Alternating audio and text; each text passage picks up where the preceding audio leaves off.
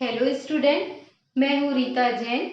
Government GSG PG college Balod से guest lecturer हूँ। और आज का जो मेरा लेक्चर है वो एमकॉम सेकेंड सेम के लिए है, जिसमें मेरा सब्जेक्ट है टैक्स प्लानिंग एंड मैनेजमेंट। मैं आपको आज यूनिट 5 के बारे में बताऊंगी, जिसमें आज का टॉपिक रहेगा अपना उद्गम स्थान पर कर की कटौती। ये पार्ट 3 है मेरा। इसके दो पार्ट में, पहले पार्ट में मैंने आपको जो है उद्गम स्थान पर कर की कटौती क्या होता है वो बताया था, और पार्ट 2 में मैंने जो है आपको 192 धारा के अंतर्गत वेतन का भुगतान करने के संबंध में किस प्रकार से जो है वेतन में आयकर की कटौती की जानी है वो उसके बारे में मैंने आपको बताया था। तो फिर से मैं आपको एक बार रिवाइंड कर देती हूँ कि जो वेतन के भुगतान के संबंध में कैसे जो है करदाता को उद्गम स्थान पर कर की कटौती करनी है। तो देखिए, जब नियोक्ता जो है अपने कर्मचारी को वेतन का भुगतान करता है और उसके वेतन के भुगतान की राशि कर मुक्त सीमा से अधिक होने पर नियोक्ता का ये दायित्व बनता है कि वो अपने कर्मचारी का जो है वेतन में से उसके जो है निर्धारित दरों से कुल आय की गणना करके उस पर कर की गणना करके कुल आय पर उसका जो है उद्गम स्थान पर कर की कटौती करके उस कर की राशि को सरकारी खजाने में जमा करके बची हुई शेष राशि पर उसको क्या करे, भुगतान करे। और इसके प्रमाण स्वरूप जो है 15 जून तक उसको जो है फॉर्म नंबर 16 जो है क्या करे, प्रमाण स्वरूप उनको जारी करे कर्मचारी को। अब जो वेतन पर भुगतान किया जाता है वो प्रति माह वेतन का भुगतान करना है। तो प्रति माह जो उनके वेतन में से क्या किया जाना है, आयकर की राशि की कटौती की जानी है। तो आज अपन उसको एक उदाहरण के माध्यम से देखेंगे कि कैसे उनकी कुल आय की गणना की जाएगी और उस पर कर का निर्धारण जो है वो कैसे किया जाएगा। स्टूडेंट, यहाँ पर आपको जो है फाइनेंशियल ईयर के बारे में विशेष ध्यान रखना है, क्योंकि 18-19 फाइनेंशियल ईयर और 19-20 फाइनेंशियल ईयर में जो है मेजर जो चेंज हुए हैं उन परिवर्तनों को, उन अमेंडमेंट को क्या करना है, आपको ध्यान में रखते हुए क्या करना है, क्वेश्चन को सॉल्व करना है। उन परिवर्तनों को मैंने आपको जो है अपने पहले के लेक्चर में, एडवांस टैक्स के लेक्चर को पढ़ाते समय मैंने परिवर्तनों को आपको बताया है कि कौन कौन से जो है बड़े परिवर्तन हुए हैं, और तो उन्हीं परिवर्तनों को ध्यान में रखना है। क्योंकि जो अपन एडवांस टैक्स और उद्गम स्थान, ये दोनों चैप्टर आपके ऐसे हैं जिसमें आपको फाइनेंशियल ईयर 19-20 का पढ़ना है, कर निर्धारण वर्ष 20-21 के बारे में क्या करना है, पढ़ना है।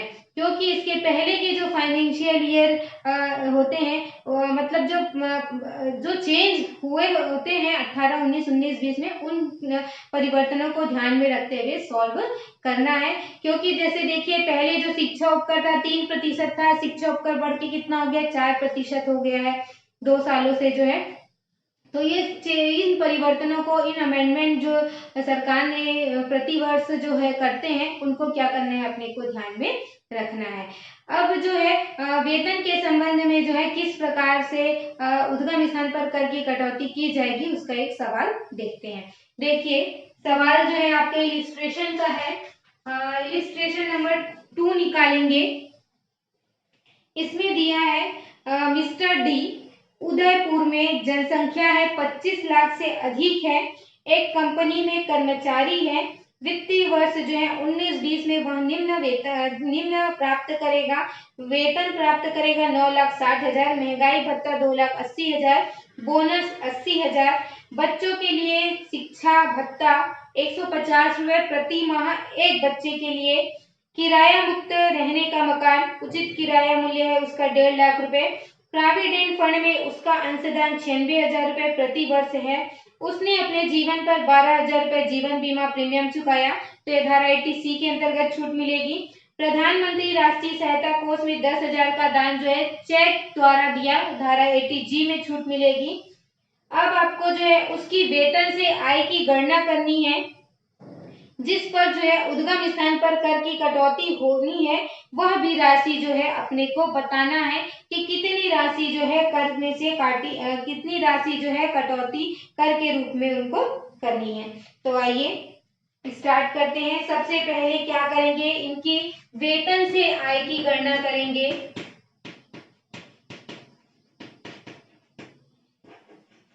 ये कौन सा आय का स्रोत है? सबसे पहला स्रोत है आय का वेतन से आय, और अपने को जो है उसके उद्गम स्थान पर कर की कटौती बताना है। और मैंने आपको इसका वेतन कितना बताया है, 9,60,000। ये जो राशि है कर मुक्त सीमा से क्या है, अधिक है। कर मुक्त सीमा कितनी है अभी 19-20 फाइनेंशियल ईयर में, जो है 2.5 लाख रुपए है। तो 2.5 लाख रुपए से वेतन ज्यादा है, इसलिए उसके उद्गम स्थान पर कर की कटौती की जाएगी। तो सबसे पहले वेतन से आय की गणना करनी है। वेतन है इनका, मूल वेतन जो मिला है 9,60,000। महंगाई भत्ता कर योग्य है, ये भी 2,80,000। बोनस मिला है 80,000।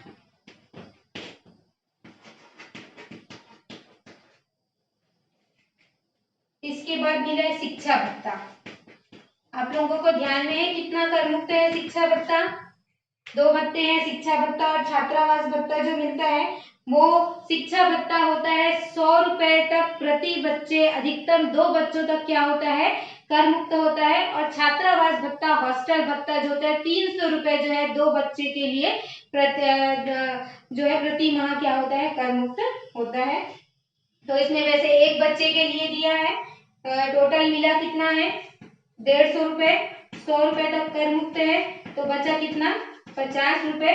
तो 50 इंटू 12 माह के लिए कितना हो जाएगा, ये 6,000 सॉरी 600 रुपए। इसके बाद मिला है इनको किराया मुक्त मकान।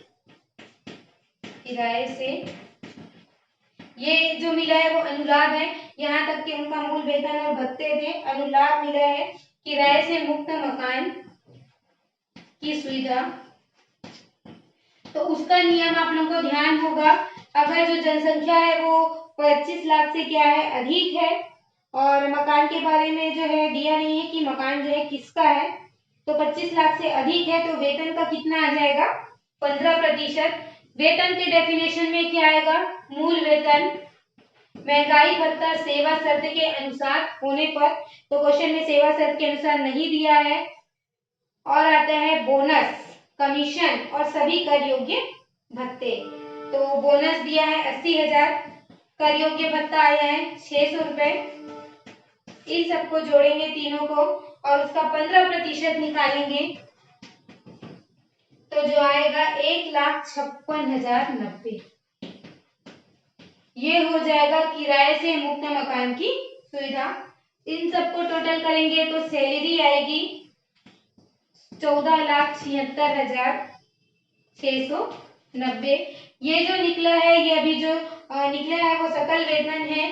अपने को देय वेतन निकालना है तो याद रखेंगे जो है उनको स्टैंडर्ड डिडक्शन मिलता है, मानक कटौती मिलती है।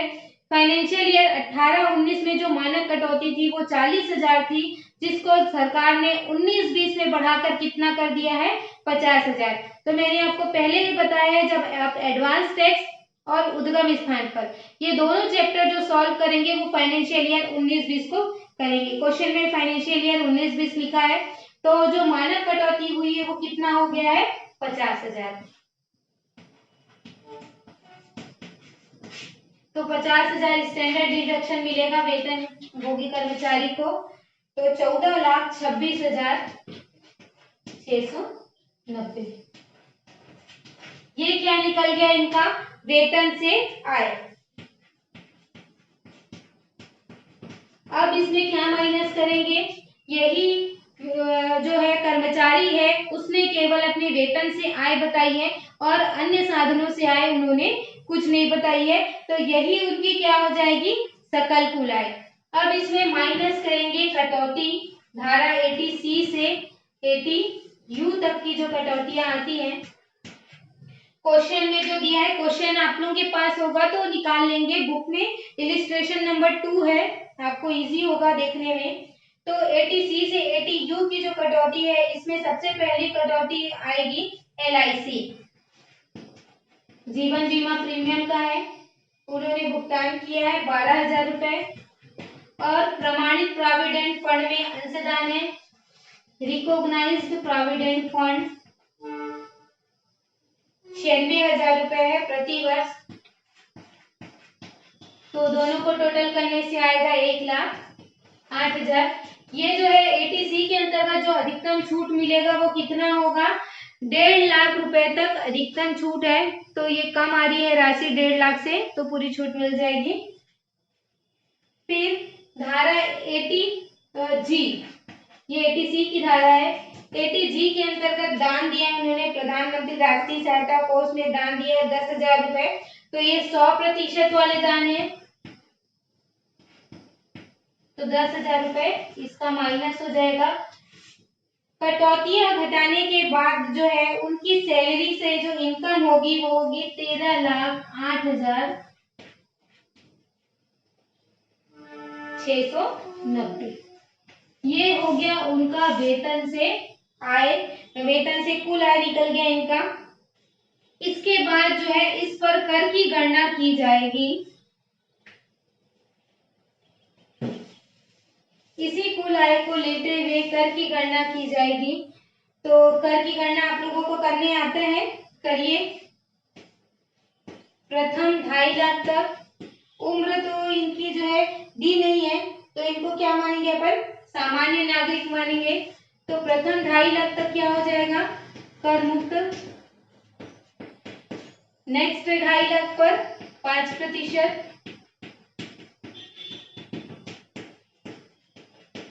अब इनकी आय जो है 10 लाख से अधिक है, इसलिए 5 से 10 लाख दोनों का डिफरेंस बचा 5 लाख का 20%, 1 लाख। शेष आय जो कितनी बचेगी, 3,08,690। इसका 30% निकालेंगे,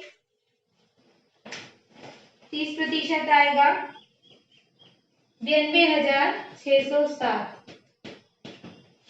जोड़ेंगे 2,05,107।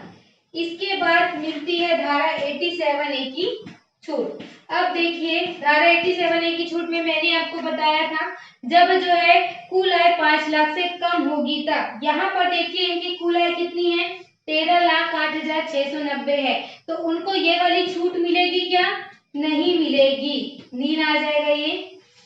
इसके बाद जो है प्लस क्या करेंगे, 4% शिक्षा उपकर 8,204। तो इन दोनों को जोड़ने से क्या आ जाएगा, इनकी जो है कर की राशि जो है निकल जाएगी, जो क्या हो जाएगा, उद्गम स्थान पर जो है कर की कटौती करने वाली राशि जो है कहलाएगी। यही राशि जो है उद्गम स्थान पर काटा जाएगा।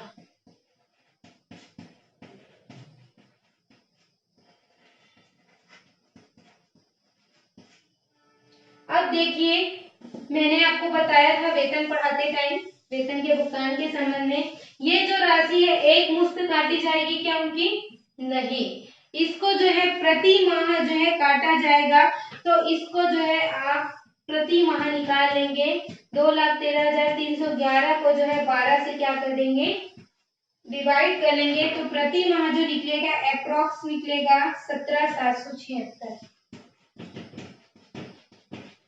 ये जो राशि है वो प्रति माह जो है सैलरी में से उनका क्या किया जाएगा, कटौती किया जाएगा। तो स्टूडेंट इस तरीके से जो है वेतन पर उद्गम स्थान पर कर की कटौती की जाती है। तो जितना भी उनकी मंथली सैलरी बनेगी उसमें से 17,776 रुपए जो है वेतन में से क्या कर लिया जाएगा, कटौती कर लिया जाएगा।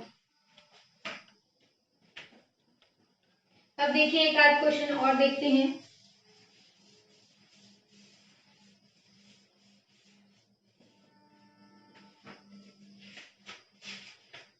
एक क्वेश्चन दिया है वेतन जो है कर्मचारी का, इलिस्ट्रेशन नंबर 1 निकालेंगे।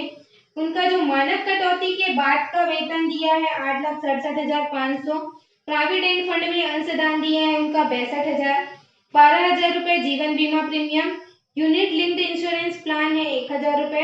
वेतन से आय की गणना करनी है, उद्गम स्थान पर करके कटौती करनी है और काटने वाली राशि भी बतानी है।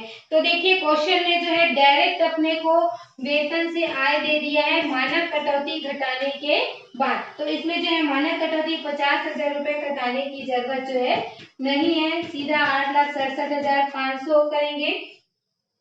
माइनस करेंगे धारा 80C से 80U की कटौती, तो जिसमें 80C की कटौती मिलेगी, 80C की कटौती होगी एक तो प्रोविडेंट फंड में अंशदान की RPF 65,000 का, LIC का मिलेगा 12,000 रुपए और मिलेगा यूनिट लिंक्ड प्लान में यूलिप में 1,000 रुपए का।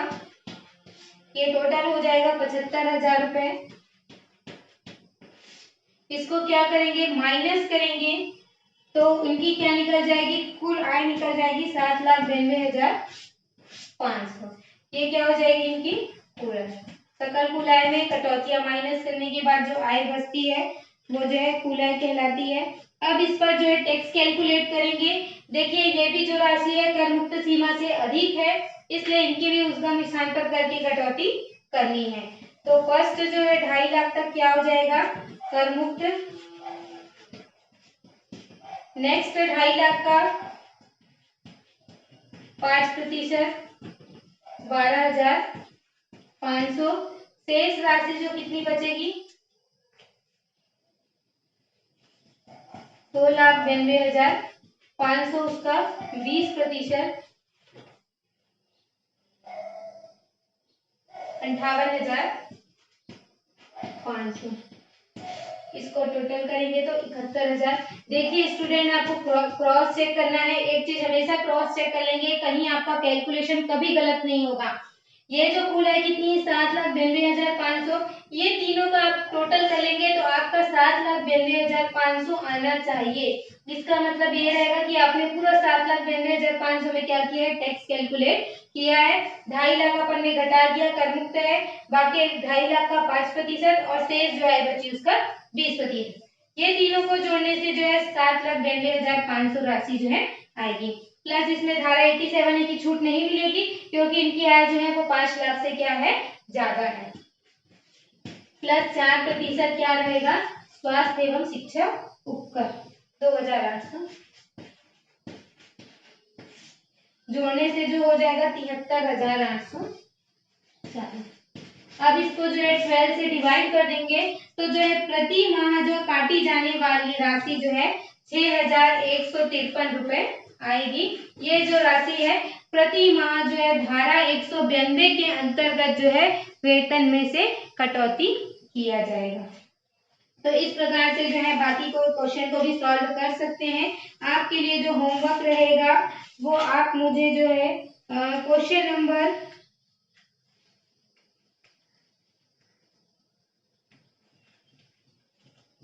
1 जो है वो आप मुझे जो है सॉल्व करके व्हाट्सएप में भेजेंगे।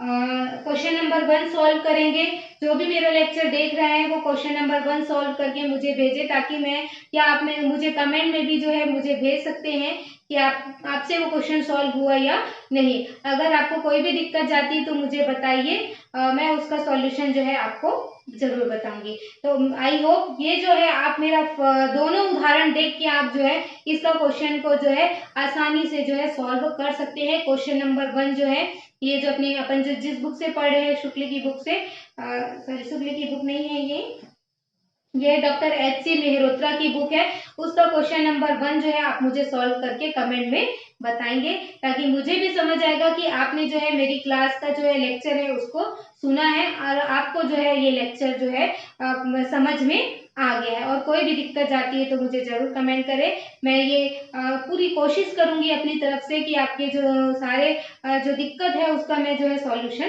कर सकूं। तो आज की क्लास जो है वेतन के भुगतान के संबंध में उद्गम स्थान पर कर की कटौती के संबंध में थी। Thank you.